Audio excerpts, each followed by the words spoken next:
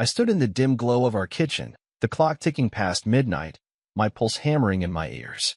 The air felt thick, like it was holding its breath. Emily, my wife of 7 years, stood across from me, her arms crossed, her eyes darting anywhere but mine. Her phone sat on the counter between us, a silent trader glowing with notifications. I'd seen the message before she snatched it away, a name I didn't recognize, a tone too intimate for a girl's trip. Emily, who's Derek? My voice cracked, raw with the weight of suspicion I'd carried for weeks. I wanted her to laugh, to roll her eyes and call me paranoid. Instead, her lips tightened, and she turned to the sink, scrubbing a glass that was already clean. Nobody, she said. Her voice clipped, like she was cutting a thread. A friend from the group. You're overthinking this, Nathan. Overthinking. I stepped closer, the linoleum cold under my bare feet. You blocked me, Em. On a trip with your girls, you blocked your husband. Why? My words hung there, sharp and heavy, begging for an answer she wouldn't give. She spun around, her hazel eyes flashing with something guilt, maybe, or defiance. I needed space, Nathan. You're always hovering, always checking. It's suffocating. Her words were a blade, slicing through the trust I'd clung to. Space? I'd given her everything, every late night, every compromise, every quiet moment when I swallowed my doubts to keep us steady. Then why's your phone blowing up with his name? I gestured at the device, its screen now dark but still a witness to her secrecy. You don't block someone you love unless you're hiding something. She laughed, a bitter sound that didn't reach her eyes. You're pathetic. You know that? Digging through my phone like some jealous teenager. Maybe I blocked you because I can't stand your neediness anymore. Her words were a practiced jab, each one landing harder than the last.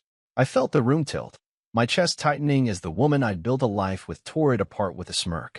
I wanted to scream, to demand the truth, but something in her gaze, cold, calculated, stopped me. Instead, I grabbed my keys and headed for the door. I'm done guessing, Em. I'll find out myself. My voice was low, steady, a promise I didn't fully understand yet. As I stepped into the night, I sent a text to her friend Sarah, who was on the trip. Just a few words.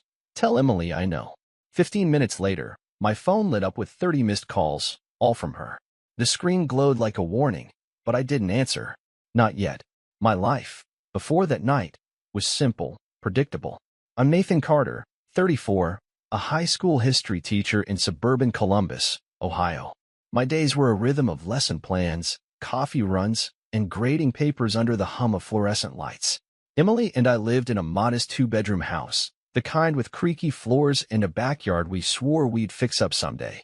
I coached the school's chess club, mowed the lawn on Saturdays, and cooked dinner most nights, pasta, usually, because it was her favorite. I thought we were happy, or at least content. I trusted her trips with her college friends, her late nights at the law firm. I trusted her. But that night, standing in our kitchen, I saw the fracture in our life, a crack I couldn't unsee. My goal was clear. I needed the truth, no matter how much it hurt. I needed to know who Emily had become and what she was hiding. This was only the beginning. Something bigger was coming, something that would flip everything I thought I knew upside down. I could feel it, like a storm gathering on the edge of a clear day. The night air bit at my knuckles as I sat in my car, parked in the empty lot of a 24-hour diner just off Route 33.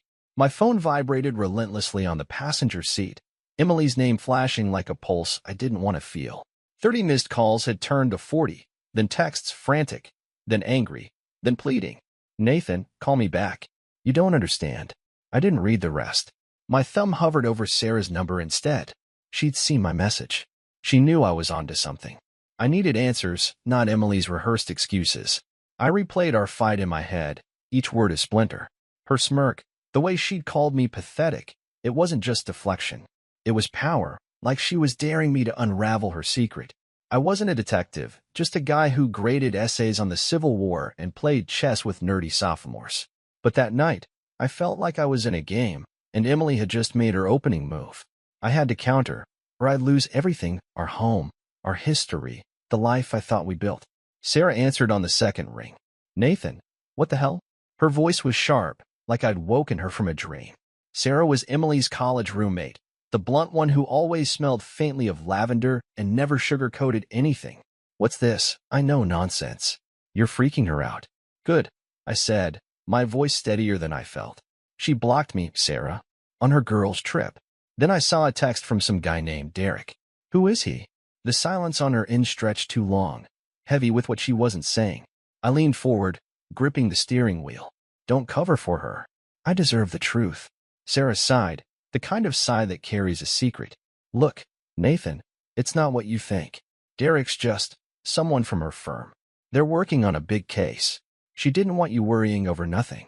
Her words sounded rehearsed, like she was reading from Emily's script. I pictured her on the other end, maybe in some beachside Airbnb, glancing at Emily for approval. Then why block me? I pressed. Why is she blowing up my phone now?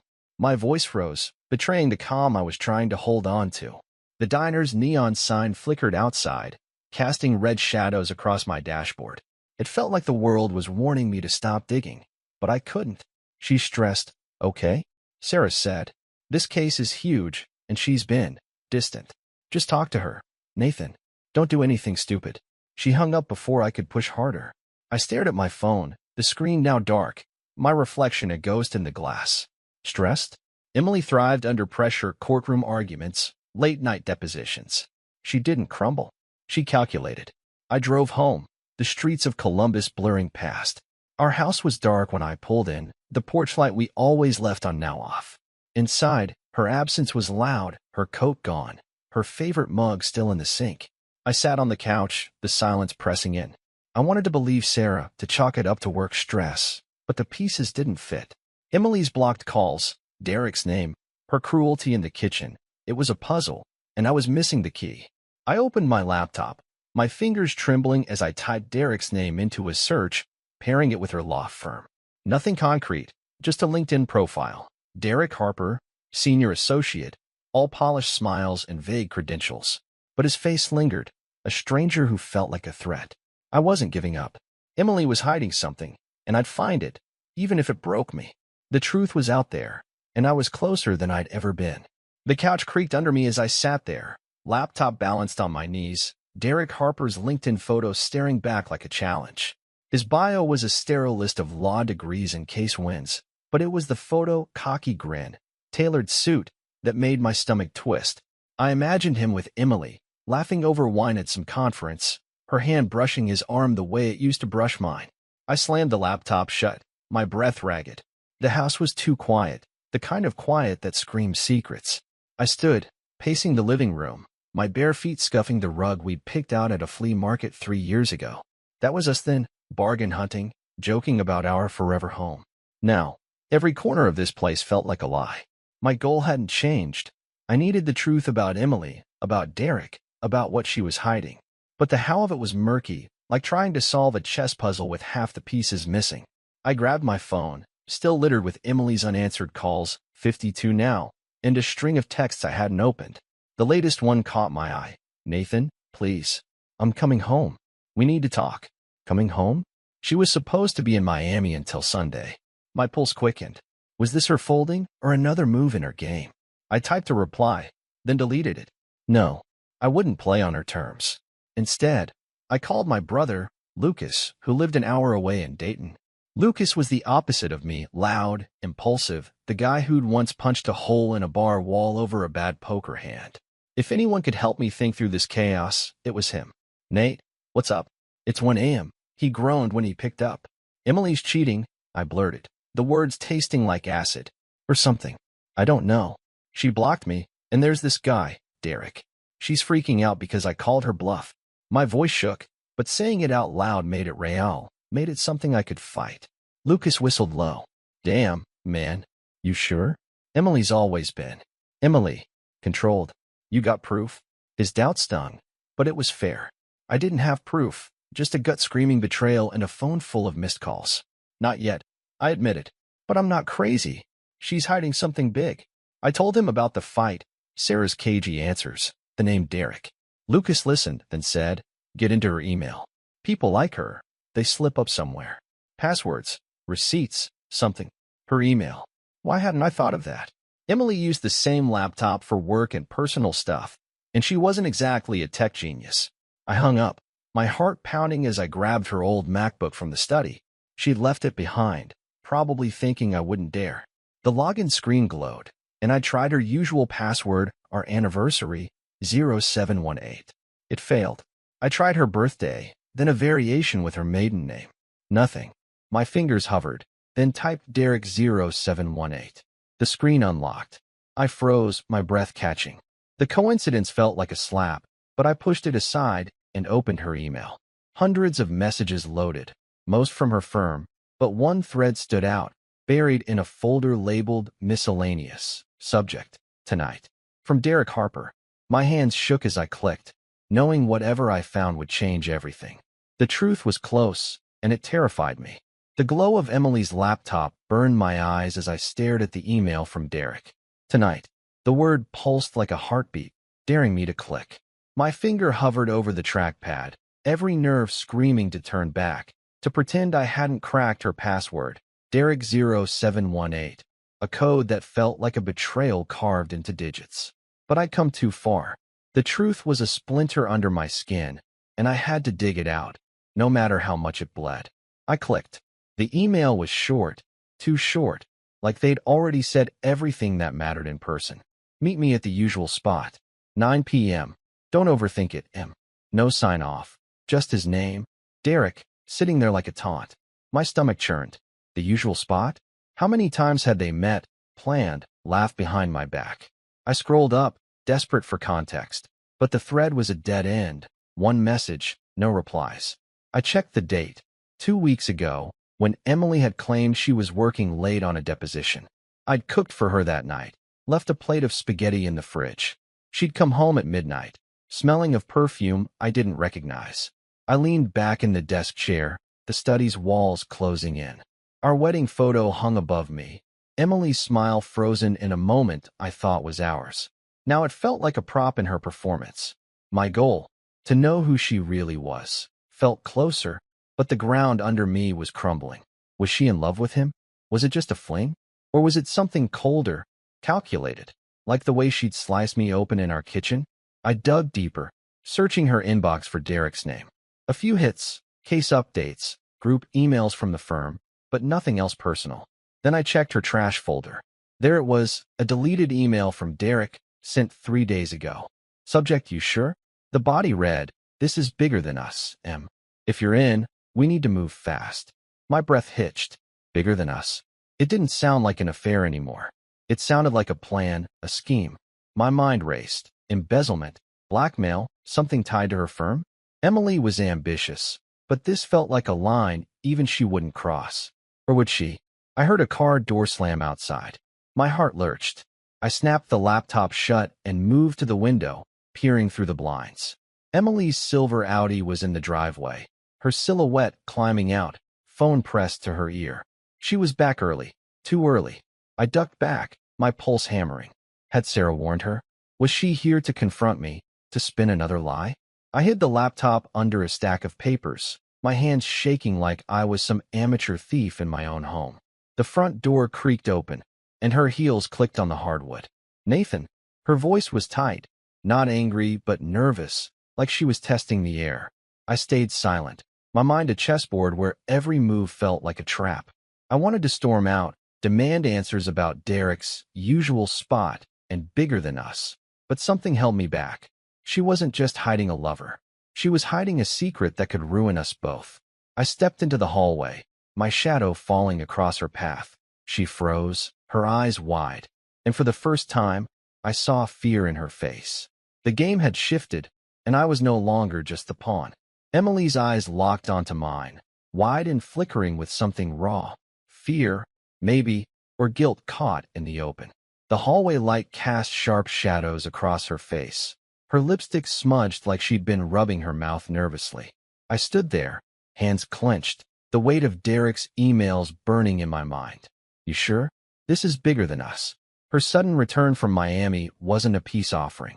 It was damage control, and I was done being her collateral. Nathan, why didn't you answer my calls? Her voice trembled, but there was an edge to it, like she was trying to seize control. She stepped closer, her purse slung over her shoulder, still in the sundress she'd packed for her girls' trip. I could smell that unfamiliar perfume again, sharp and floral, a stranger's scent in our home. You blocked me first, M. I said, my voice low, steady, though my heart was a drumbeat in my chest. Care to explain that? Or should I ask Derek? Her flinch was subtle, a twitch at the corner of her mouth, but I caught it. Checkmate, for now. She set her purse down, slow, deliberate, like she was buying time. You're blowing this out of proportion. Derek's a colleague. I told you it's work. Her words were smooth, rehearsed, but her hands betrayed her, twisting the hem of her dress. I'd seen her argue cases in court, cool as ice. This wasn't that Emily. This was someone cornered. Work, I repeated, stepping closer, my shadow swallowing hers. Work that makes you block your husband? Work that has you meeting him at the usual spot? Or work that's bigger than us? Her face drained of color, and for a moment, I thought she might bolt. I'd read those emails, seen the cracks in her story, and now I was calling her bluff. My goal, to uncover the truth, wasn't just about infidelity anymore.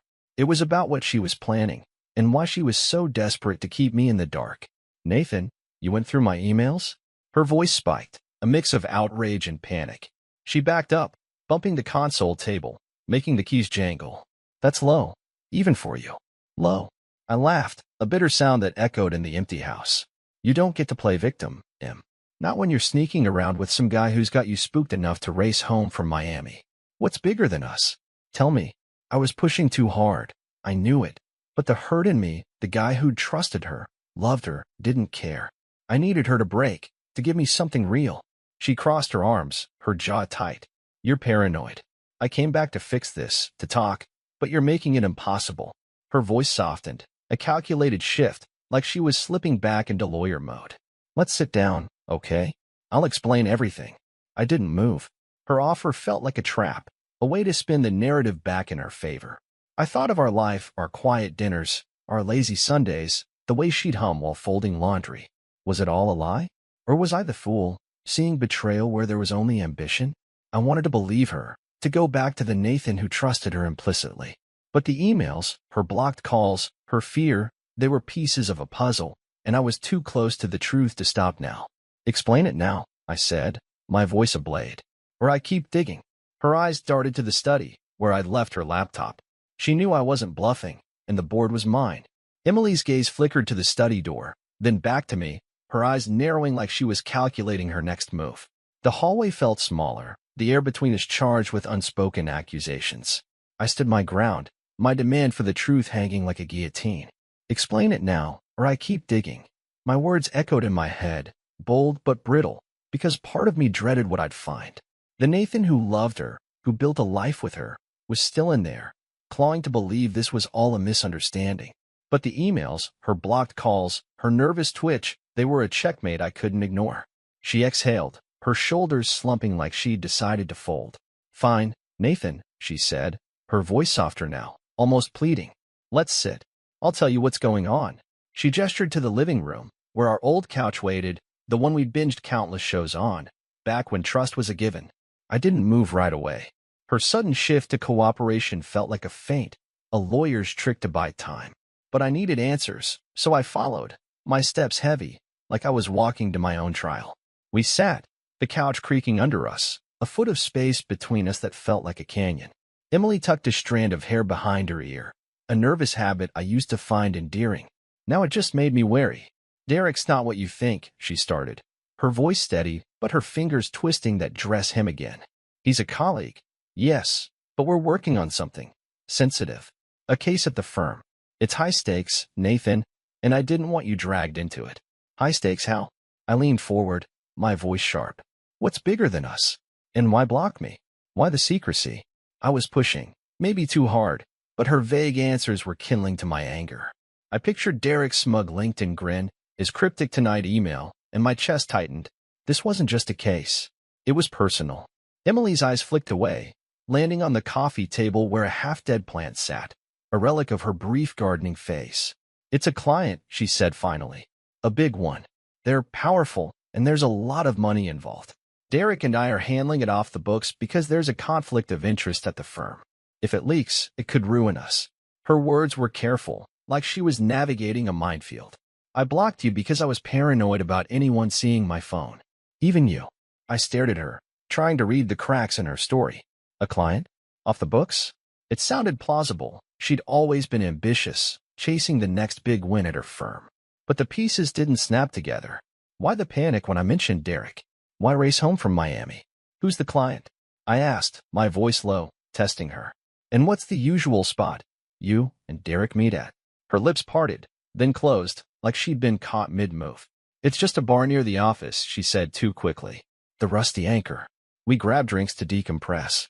The Rusty Anchor was real, a dive we'd been to once, but her answer felt like a dodge, too tidy. I leaned back, my mind racing. I could check her story, call the bar, dig into her firm's cases, but her eyes held mine now, pleading, and for a second, I wanted to believe her.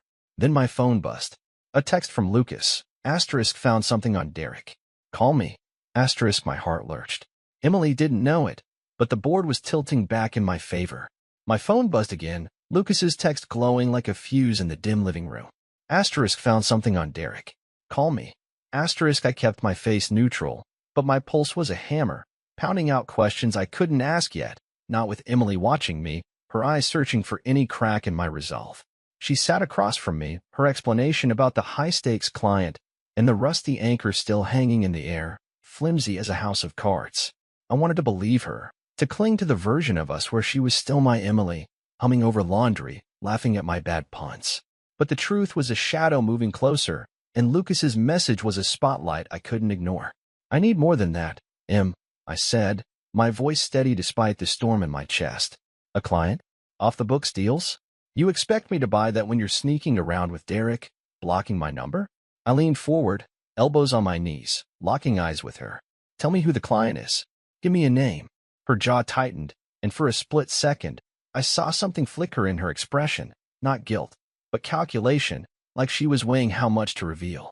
Nathan, you're making this harder than it needs to be, she said, her voice soft, almost coaxing. The client's confidential. You know how my work is. I can't just spill everything because you're upset. She reached out, her hand grazing my knee, a gesture that once would have melted me. Now it felt like a chess move, a distraction. I pulled back, standing up, the couch creaking in protest. Don't, I said, sharper than I meant. Don't play the caring wife now. You raced home from Miami because I mentioned Derek. You're scared, Em. Why? My phone buzzed again, Lucas, impatient, but I kept my eyes on her, waiting for the crack, the slip that would confirm what my gut already knew.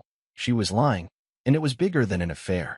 Emily stood too, her sundress catching the light, making her look fragile, almost breakable. But I knew better. She was a lawyer, a master at spinning stories, and I was just a history teacher, better at grading essays than spotting lies. I came back because I love you, she said, her voice catching, a perfect note of emotion. I saw your text to Sarah, and I panicked. I didn't want you thinking this. She gestured vaguely, like this was our crumbling trust, our home-turned battlefield. Then prove it, I said, stepping closer, my voice low. Show me your phone. Right now. Her eyes widened, and I knew I'd hit a nerve.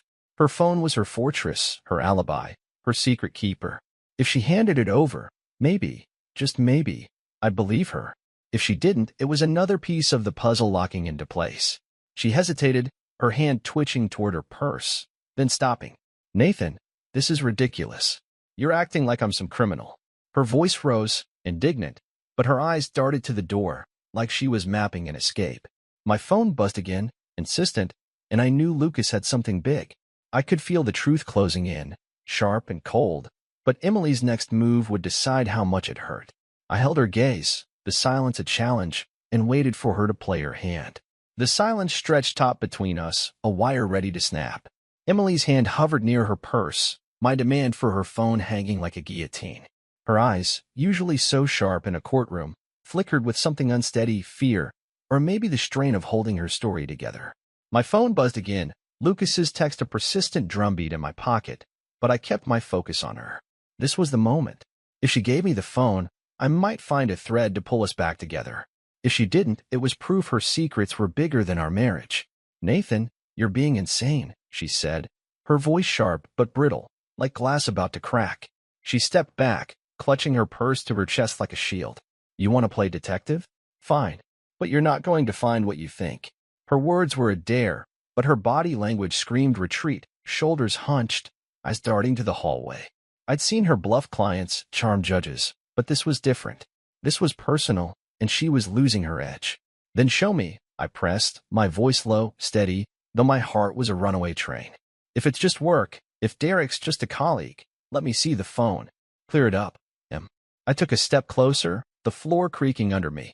Our living room suddenly a chessboard where every move mattered. My goal hadn't wavered. I needed the truth, no matter how much it stung. But now, standing inches from her, I felt the weight of what that truth might cost. Our home, our past, the life I thought was ours. She laughed, a short, hollow sound that didn't match her eyes. You don't trust me, she said, almost to herself. After 7 years, you think I'd throw it all away for what? Some fling. She shook her head, but her hand stayed locked on her purse, knuckles white. You're humiliating yourself, Nathan. Humiliating. I snapped, the word igniting something raw in me. You blocked me, Em. You ran home from Miami because I mentioned Derek. You're the one acting like you've got something to hide. My voice froze, and I hated how it shook, how it betrayed the hurt I'd been swallowing since that night in the kitchen. I thought of the emails, tonight, you sure, and Lucas's text, waiting like a loaded gun. Give me the phone, or I'm done asking nicely. Her face hardened, and for a moment, I saw the Emily who'd argued her way to partner at her firm, cold, calculated, untouchable. You're done, she said, her voice ablade. You want to tear us apart over nothing? Go ahead, but I'm not giving you my phone. She turned, heading for the stairs, her heels clicking like a countdown. I could have grabbed her, forced the issue, but my phone buzzed again, and I let her go. She'd made her move, and it was the wrong one. I pulled out my phone, Lucas's text glowing. Derek's not just a lawyer. Check your email. Sent you a file. My stomach dropped. I glanced at the stairs, where Emily's shadow disappeared, then opened my email. Lucas's message was there, with an attachment labeled Harper_dig. I clicked it, my hands trembling, knowing whatever was inside would shift the board forever. The truth was coming, and it was going to hurt. Emily's footsteps faded up the stairs, each click a nail in the coffin of the trust we'd built. I stood frozen in the living room, my phone clutched like a lifeline, Lucas's email open on the screen. The attachment, Harper_dig, stared back at me, a digital Pandora's box. My thumb hesitated, fear and fury wrestling in my chest. I'd wanted the truth, chased it like a dog after a car, but now, with it one click away, I wasn't sure I could handle the crash. Still, I'd come too far to turn back. My goal, to know who Emily really was, felt like a blade I was holding by the edge. I tapped the file.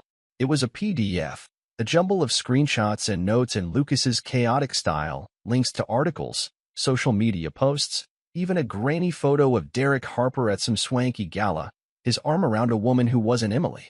Lucas's cover email was blunt. Derek sturdy, not just a lawyer. Look at the financials. I scrolled, my heart pounding. A bank statement screenshot showed transfers, big ones tied to an account labeled DH Consulting.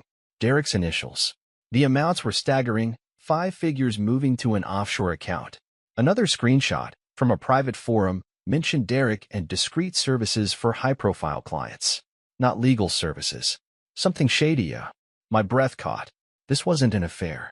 It was a hustle, and Emily was in deep. Her story about a high-stakes client suddenly felt like a half-truth, a veneer over something uglier. Was she laundering money? Covering for Derek? Or worse, was she the one pulling strings? I thought of her panic when I mentioned Derek, her refusal to show her phone. She wasn't just hiding a fling, she was hiding a scheme that could ruin her, maybe both of us. I glanced at the stairs. The shower was running now, a faint hum through the walls. Emily was stalling, probably plotting her next move. I wanted to storm up there, shove the phone in her face, and demand answers about DH Consulting, about the transfers, about who Derek really was. But I needed more. Lucas's file was a start, but it wasn't proof she was involved, not yet. I forwarded the file to my work email, just in case she tried to snoop, then pocketed my phone. My mind was a chessboard, and I was finally seeing the whole game, not just her moves. I sat on the couch, the weight of the night pressing down. Our life, Columbus, our creaky house, my history classes, her late nights at the firm felt like a stage set, props for a lie she'd been living. I remembered her smile at our wedding, the way she danced barefoot to some cheesy pop song. Was that Emily gone? Or had she never existed? My goal sharpened, not just the truth, but justice. If she was in this deep, I'd expose it, even if it broke me. A text from Lucas buzzed. Call me. Found a name tied to the account. My stomach twisted. A name. Another piece of the puzzle. Another step toward the truth, or a cliff I couldn't come back from. I started to dial, but the shower stopped, and Emily's footsteps creaked above. She was coming back down, and I had to decide, confront her now, or wait for Lucas's next move. The board was set, and the next play was mine. The creak of Emily's footsteps on the stairs snapped me back to the moment, my phone still hot in my hand from Lucas's text. Found a name tied to the account. I didn't have time to call him, not with her descending like a storm about to break. My heart pounded, a mix of dread and defiance. Lucas's file had cracked open a door, Derek's shady transfers, DH Consulting, the whispers of discreet services, but it wasn't enough to confront her. Not yet. I needed the name, the final piece to prove she wasn't just a bystander in this scheme. My goal had evolved, not just the truth, but holding her accountable, no matter what it cost. I slipped my phone into my pocket as Emily appeared, her hair damp from the shower, wrapped in a robe that used to feel like home. Now it was just another prop in her performance. "Nathan," she said, her voice softer, almost fragile, "can we stop fighting? I hate this." Her eyes searched mine, and for a fleeting second, I saw the woman I'd married, vulnerable, real. But then I remembered her refusal to show her phone, her panic over Derek's name. That woman was a ghost, and I was done chasing shadows. "Stop fighting," I said, standing, my voice calm but laced with steel. "You're the one dodging, Em. I asked for your phone. I asked for the client's name. You've given me nothing but stories." I stepped closer, the living room shrinking around us. "What's DH Consulting? What's Derek really doing?" Her face froze, her lips parting like I'd struck her. I tipped my hand, but I didn't care. The truth was close, and I could feel its weight. "Where did you hear that?" she whispered, her voice barely audible, her eyes darting like a cornered animal's. She clutched the robe tighter, a flimsy shield. "Nathan, you're digging into things you don't understand. Stop before you ruin everything." "Ruin everything?" I laughed, a jagged sound that hurt coming out. "You did that when you blocked me, when you lied about Derek, about your client. I know about the transfers, Em. Offshore accounts. Big money. You're in this, aren't you?" My words were a gamble, but her reaction, pale, trembling, told me I'd hit the mark. She wasn't just hiding an affair. She was neck-deep in something dangerous. "Nathan, listen to me," she said, stepping forward, her voice urgent now. "You're wrong. I'm protecting you. If you keep pushing, you'll get hurt. We both will." Her words felt like a plea, but there was an edge to them, a warning. Protecting me? Or protecting herself? I thought of Lucas's text, the name waiting to tip the scales. I needed to know, but she was here, unraveling, and I had to choose, push her now or dig deeper behind her back. My phone buzzed again, Lucas's impatience cutting through the tension. I glanced at it. Name's Victor Grayson. Big player. Call now. My blood ran cold. Victor Grayson wasn't just a name. He was a local legend, a real estate tycoon with a rap sheet of rumors, corruption, payoffs, worse. If Emily and Derek were tied to him, this was no small scam. It was a house of cards, and I was about to pull the one that'd bring it all down. Emily watched me, her eyes pleading, but I was done playing her game. The truth was mine, and I was one move from claiming it. Emily's plea hung in the air. "You'll get hurt. We both will," but it was drowned out by the name burning in my mind. Victor Grayson. My phone felt like a grenade in my pocket. Lucas's text tying Emily and Derek to a man whose shadow loomed over Columbus like a storm cloud. Grayson wasn't just a tycoon. He was a predator, whispered about in dive bars and newsrooms, bribes, threats, deals that left bodies in their wake. If Emily was tangled with him, this wasn't just betrayal. It was a death trap, and I'd been blind to it until now. I stepped back, my eyes locked on hers, searching for the woman I'd loved, the one who'd laughed at my chess puns and dreamed of a bigger backyard. She was gone, replaced by this stranger clutching her robe, her face a mask of fear and defiance. My goal had always been the truth, but now it was survival, mine, and maybe hers.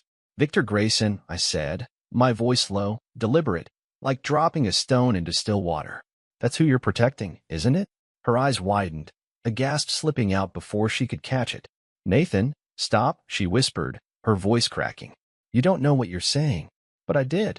Lucas's file, the offshore accounts, Derek's cryptic emails, it all pointed to Grayson, a man who played with power like I played with pawns.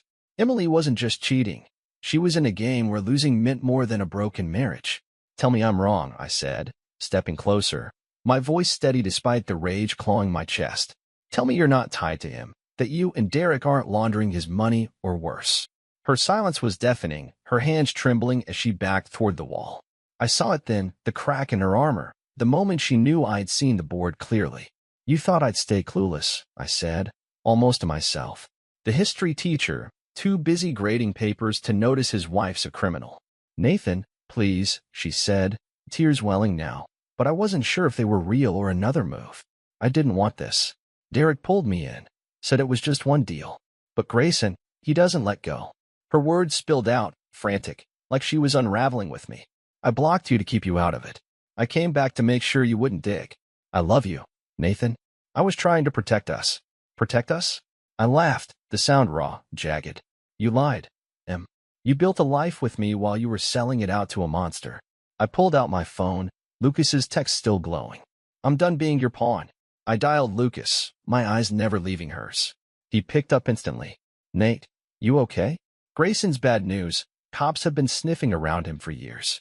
You need to send it to me, I cut in. Everything you've got. Emily's face crumpled, and she sank to the floor, sobbing. But I wasn't done. I forwarded Lucas's file to a friend at the Columbus Dispatch, a reporter who'd owe me a favor.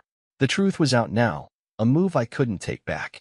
Emily's betrayal had broken me, but exposing her tied me to something stronger, justice, not just for me, but for everyone Grayson had crushed. As I hung up, Emily looked up, her eyes hollow. You've killed us both, she whispered. But I felt alive, free, like I'd finally played my queen. So, what do you think? Did I do the right thing? Or did I just burn my world down? Comment below, and let's talk about it. Where someone didn't know who you were? Or actually, was there a moment where someone said to you, who are you? What do you do? Like, when was the last time you had an interaction like that? You know what? In Japan, it's like that. You know, everyone's really respectful. Even if they might recognize you, they don't ask for photos. And it's a really amazing experience. I think it's important, you know, just to listen. I love my life. I love everything that comes along with it. I am not complaining. But a little glimpse of that, I think, especially for the little ones, is so good. Yeah, no, that's definitely a beautiful experience. I think it's nice for everyone to feel wanted and loved, and then also feel unseen. Yeah. Like we almost crave